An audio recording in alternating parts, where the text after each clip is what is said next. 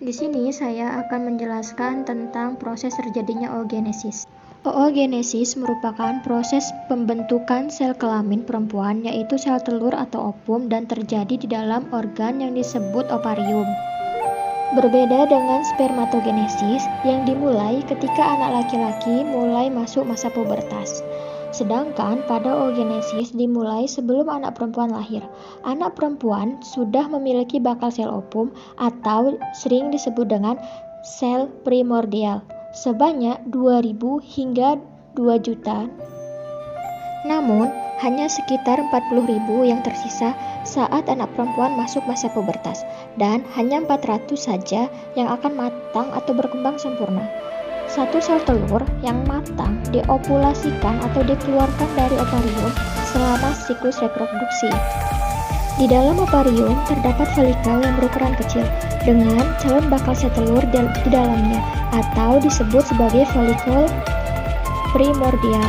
Folikel dan bakal sel telur tersebut berkembang semakin besar menjadi folikel primer, kemudian akan berkembang menjadi folikel sekunder, dan pada akhirnya akan menjadi folikel matang. Selama sel folikel berkembang, sel primordial akan membelah secara mitosis, membentuk oogonium atau sel induk telur yang bersifat diploid. Oogonium akan mengalami pembelahan mitosis, membentuk oosit primer yang bersifat diploid. Oosit primer kemudian mengalami pembelahan meiosis tahap 1, membentuk satu oosit sekunder dan satu polosit. Polosit kemudian mengalami pembelahan meiosis tahap 2 dan menghasilkan dua polosit atau badan polar. Oosit sekunder selanjutnya juga mengalami pembelahan meiosis tahap 2 yang membentuk satu ootit dan satu polosit. Ootit kemudian mengalami diferensiasi membentuk sel telur atau ovum.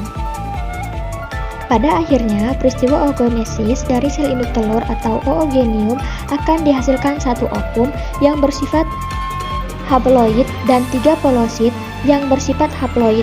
Namun, yang dapat berfungsi hanya satu sel telur. Sel telur inilah yang akan dilepas dari dalam rahim untuk berjalan menuju tuba falopi dan siap untuk dibuahi.